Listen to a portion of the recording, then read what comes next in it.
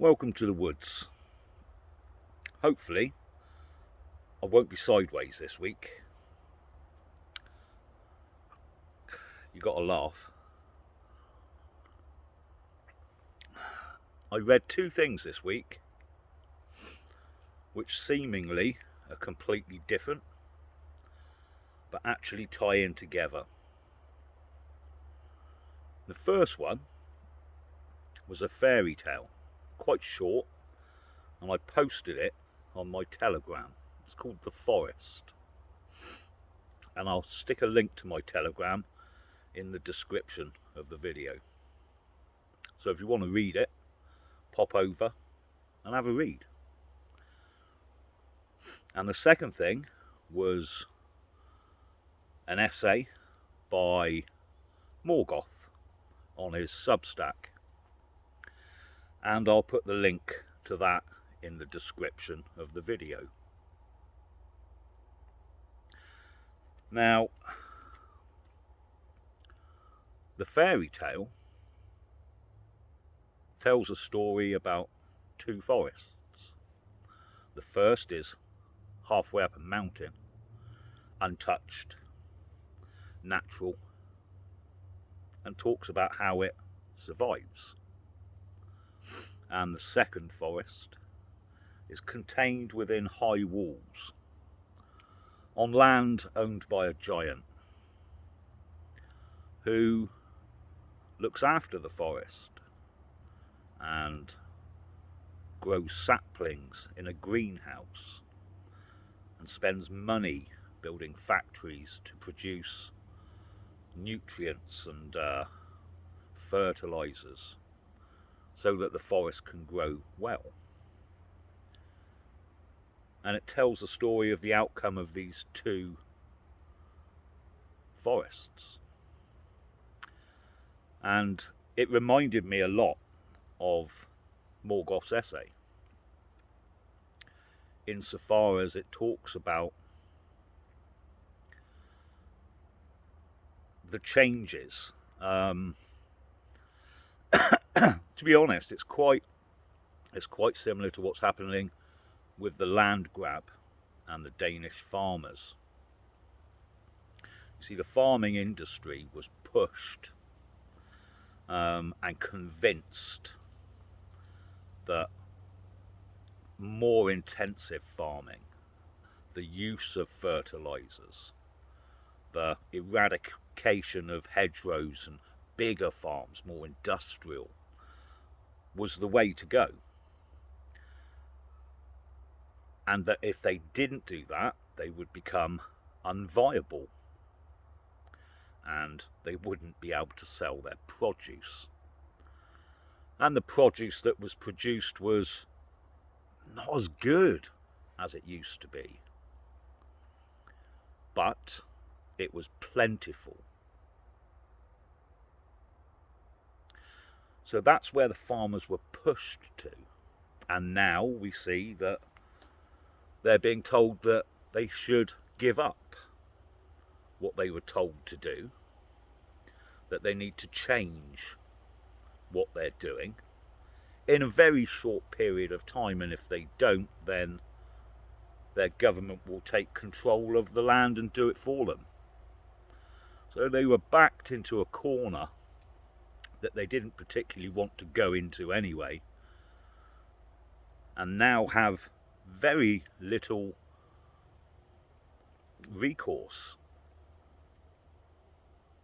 In Morgoth's essay, he talks about the change in the overriding social construct and how it changed from individual rights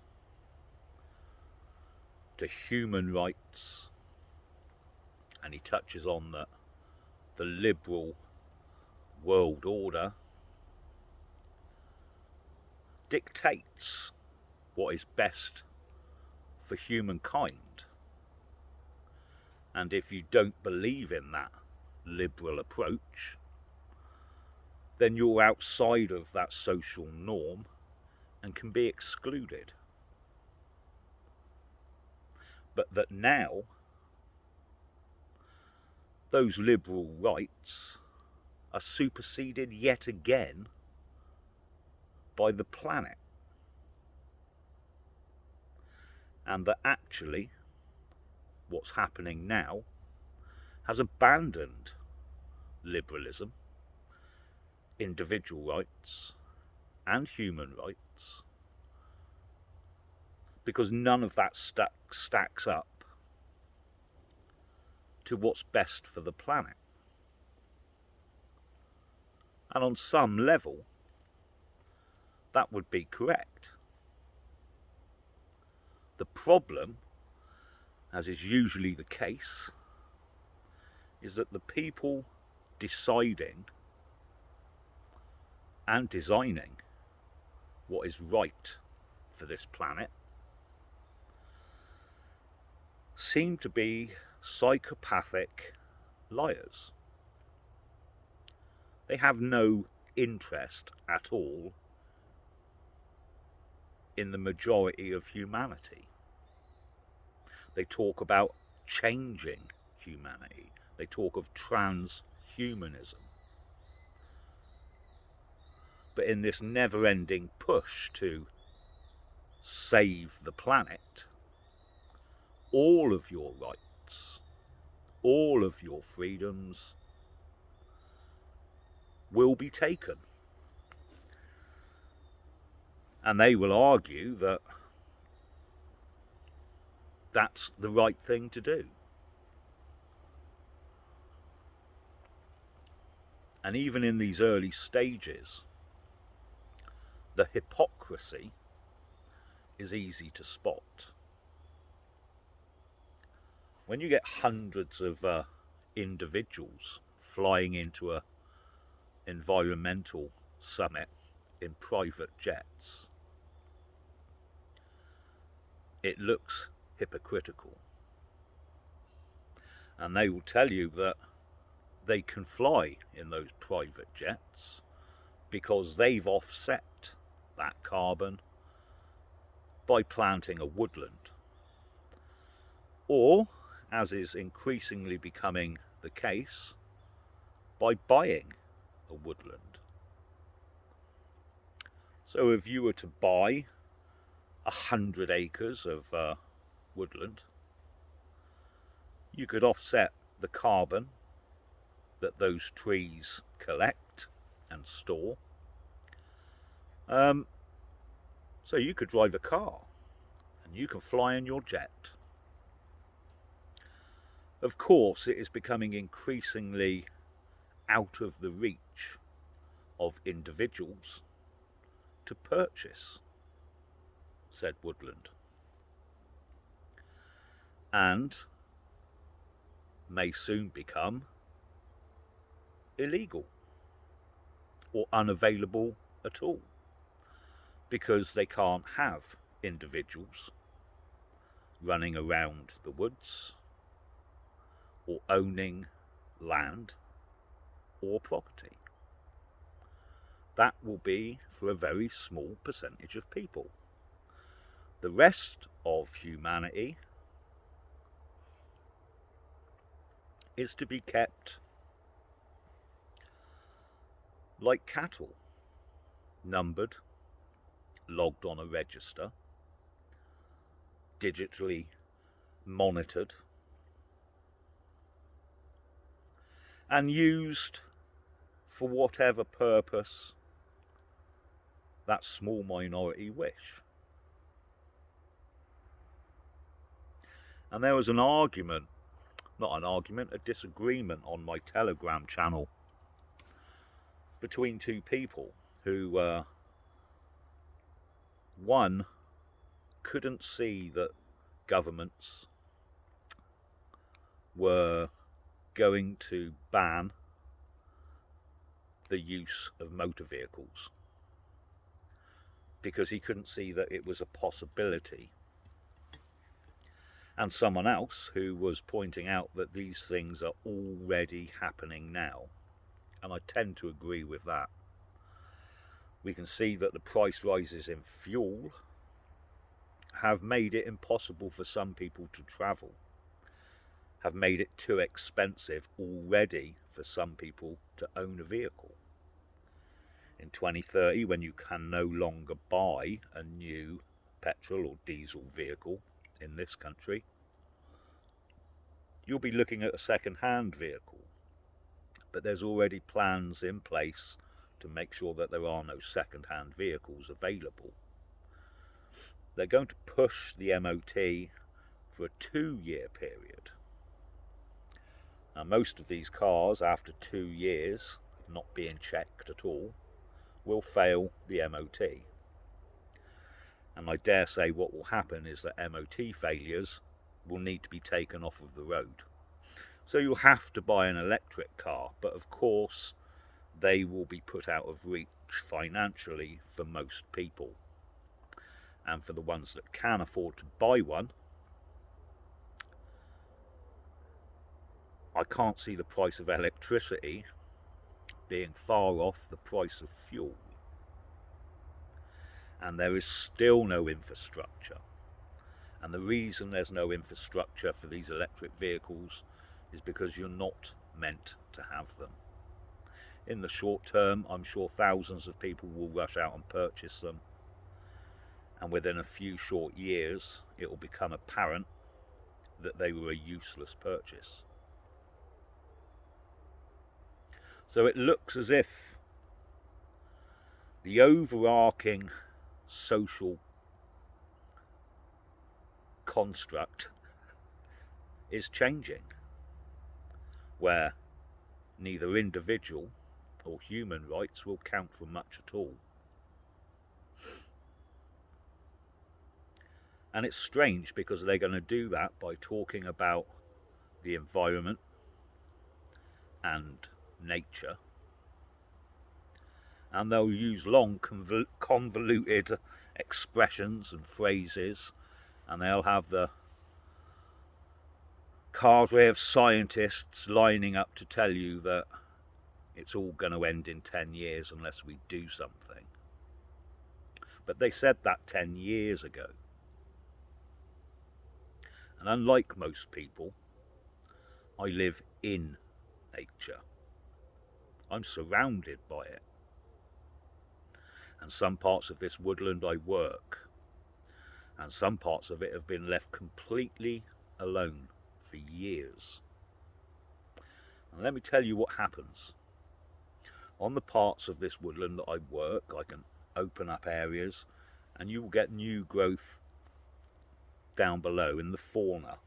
You'll get flowers growing. You'll get grasses and ferns growing when they never grew before because the canopy was too dense. And that's good.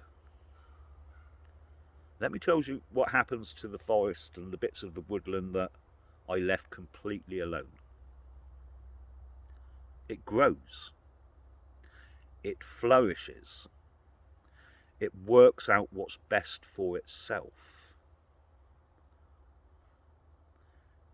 In the last 10 years, there's parts of this woodland that haven't been touched at all.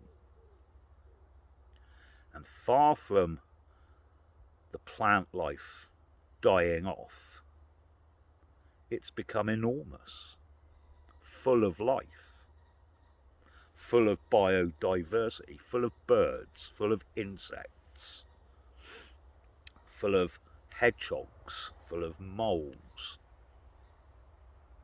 Not too many rats because the cats get them. If you leave it alone, it will flourish. And that's not to say that you can't work with it. I do. But this catastrophe they talk of and have been speaking of for generations never happens. It's a lie. And that's not to say that there aren't things that we do which are wrong. There are too much plastic used. We do pollute. And these things, we do use too many chemicals in the land. We know this. And it all needs to slowly stop and roll back. We understand that small-scale farming, organic farming, produces far better food and is far better for the soil, and that's what we need to get back to. But you can't ask a farmer who you've pushed and pushed to use fertilizers so that his farm grows, so that he can produce more, so that you can buy it cheaply, right? Pushed and pushed for generations on generations until he's so big, and then just tell him he can no longer do it and he needs to stop in the next 12 months. That's a ludicrous situation. But there are things we can do, and there are things that companies can do. I'm sure, like me, you're sick and tired of going to a supermarket and everything's wrapped in plastic and everything's put in 5 boxes, and there's no need for all of this stuff. You know it and I know it. But all that seems to happen is they produce exactly the same amount, but now if you want to put it in a bag, it's going to cost you 50 pence, and apparently that 50 pence will go to what? Plant a tree? Really? These big corporations just lie. They lie about what's coming, they lie about what's happening, and they lie in order to control us. And what's coming in the next few years is going to be the biggest change we have seen in a long, long time. And we understand that things change. We don't live like we did in the Middle Ages. And when we were in the Middle Ages, we didn't live like we did in the Iron Age. And when we were in the Iron Age, we didn't live like we did when we were hunter-gatherers. So things change. And what's going to come now is another huge change. And this one, designed and dictated by psychopathic liars. So for one last time, disengage from this system. Be as self-sufficient as you can.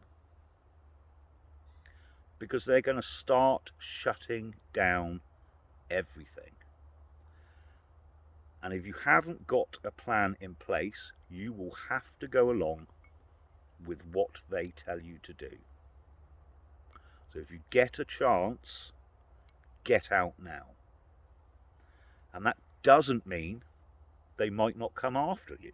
They might not come after groups of us. But it'll be a lot harder for them.